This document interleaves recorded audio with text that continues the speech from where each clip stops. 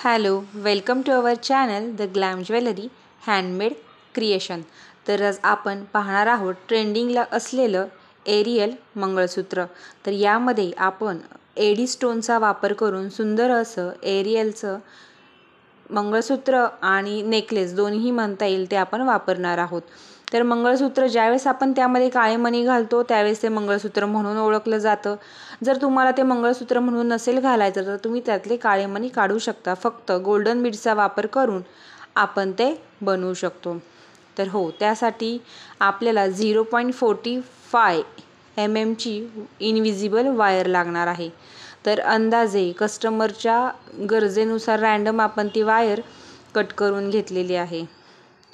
तर ही वायर असताना आपल्या तारेपेक्षा वेगळी असते. हिला कोटिंग असतं आणि त्यामध्ये खूप साऱ्या कॉपरच्या अगदी लहान अशा तारा असतात. त्याच्यामुळं ही दिसताना इनविजिबलमध्ये मोडते. तर आपण त्यासाठी आपल्या नेकलेसचं जे लॉक आहे ते आपण बीड लॉकमधून त्याला पॅक करणार आहोत. म्हणजे की आपल्याला एक्स्ट्रा जम्परिंगचा वापर करावा लागणार नाही आणि हे परमनंट लॉक होऊन जाईल. तर इथं आपण 5 एडी स्टोन वापरलेले आहेत. म्हणजे 5 एडी स्टोन आपल्याला काही अंतरावरती ते लॉक करायचेत. त्यासाठी आपण हा पॅटर्न अगदी सोपा ठेवलेला आहे.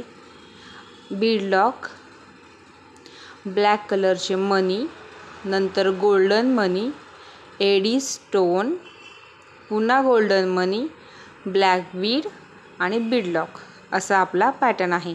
तर आता मी एका साईडला आपण आपल्या नेकलेसचं लॉक बीड लॉकने पॅक केलेलं आहे. नंतर अगदी खूप मेजरमेंटचा विचार न करता मी माझ्या बोटाच्या साहाय्यानेच माप घेतलेलं आहे की तुम्ही ते पाहत आहात. अगदी मी 3 बोटं सोडलेली आहेत आणि पहिला बीड लॉकनी ते पॅक करून घेतलेलं आहे. म्हणजे आपली डिझाईन चालू होती आहे. पहिल्यांदा बीड लॉक पॅक करून घेतल्यानंतर आपण जे काही त्यामध्ये घालू ते ॲटोमॅटिकली फिक्स होऊन जातं आणि अर्थातच त्यामुळं जास्त गोंधळही होत नाही. नंतर आपण आता गोल्डन बीड घातलेलं आहे आणि आपण हे मंगळसूत्र करत आहोत. ह्या ताईंची असं म्हणणं होते की त्यांना ते मंगळसूत्र म्हणून घालता यावं, म्हणून आपण ते मंगळसूत्रासाठी काळे मणी घातलेले आहेत. त्यानंतर आपण एडी स्टोन घातलेला आहे. एडी स्टोन नंतर पुन्हा आपण गोल्डन बीड घालणार आहोत. पुन्हा क्रिस्टलचे ब्लॅक मनी वापरलेले आहेत. आपण क्रिस्टलचे ब्लॅक मनी वापरल्यामुळं आणखीच ते एडी स्टोनसोबत मॅच करून जात आहेत. तर आपण हे असं घातलेलं आहे आणि पुन्हा आपण त्याला बीड लॉकनी पॅक करणार आहोत.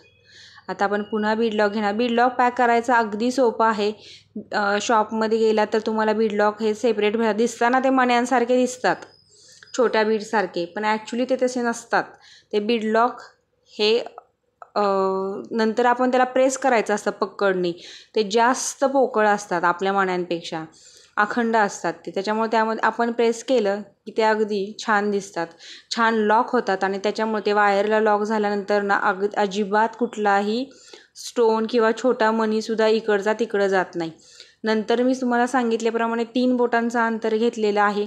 हाच सेम पॅटर्न मी वापरलेला आहे आपले 5ही एडी स्टोन घालण्यासाठी. आणि त्यानंतर ही डिझाईन झाल्यानंतर एंडला आपण राहिलेलं दुसरं हुक, जे अडकवायचं हुक असतं ते आपण जसं आपण जम्परिंग लॉक टाकलं तसंच आपण त्यानेही ते फिक्स करणार आहोत. अगदी सोपा नेकलेस आहे. फक्त विषय आहे तो मेजरमेंटचा विषय आहे. तुम्हाला तुमच्या कस्टमरच्या चॉईसनी किती लेंथ, कारण ह्यामध्ये बऱ्याच व्हरायटी आहेत. काही जणांना अगदी चोकर टाईप हवे असतात, काही जणांना थोडे लांब हवे असतात, काहींना अगदीच थोडेसे जास्तीचेच लांब हवे असतात. त्याच्यामुळं प्रत्येक कस्टमरच्या चॉईसनुसार तुम्ही अकॉर्डिंगली ते बनवू शकता. तर मागचा व्हिडिओ आपला लोटस नेकलेसवरती होता. तर त्यामध्ये मी विचारलं होतं की त्या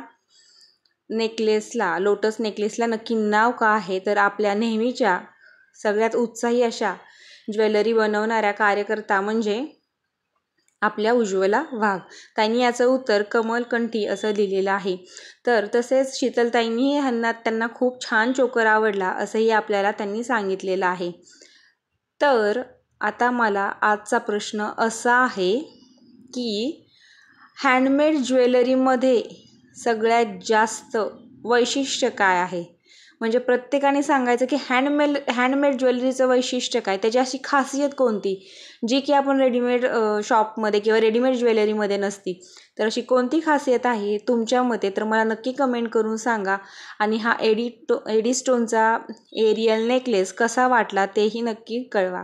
आणि हो, चॅनलला अजूनही सबस्क्राईब केलं नसेल तर नक्की सबस्क्राईब करा आणि तुमच्या मित्रपरिवाराला हा चॅनल शेअर करा, लाईक करा, कमेंट करा आणि आपला असा संवाद हा चालू राहू द्या. आणि आता आपण राख्याचा सीझन चालू आहे. बरेचसेच लोकांचं असं म्हणणं आहे की राख्यांचे व्हिडिओ आला पाहिजे. तर तुम्ही उत्सुक आहात का आपला पुढचा व्हिडिओ राख्यांवरती बनवायचा की आणखी कशावरती, तर तुम्ही मला नक्की कमेंट करून सांगा. तर आपण 3 ते 4 प्रकारच्या राख्या कशा बनवायच्या ह्याचा आपण एकच लॉंग व्हिडिओ पाहणार आहोत. तर तुम्ही कशाची वाट पाहताय, पुढचा व्हिडिओ कशावरती असला पाहिजे हे मला नक्की कमेंट करून सांगा. तर असेच व्हिडिओ बघत राहा, ज्वेलरी बनवत राहा आणि तुम्हीही आनंदात राहा. तर कसा वाटला हा व्हिडिओ कमेंट करून नक्की कळवा आणि शेअर करायला विसरू नका. आणि अजूनही सबस्क्राईब केलं नसेल तर नक्की सबस्क्राईब करा. तर चला भेटूया पुढच्या व्हिडिओपर्यंत. तोपर्यंत बाय बाय, धन्यवाद.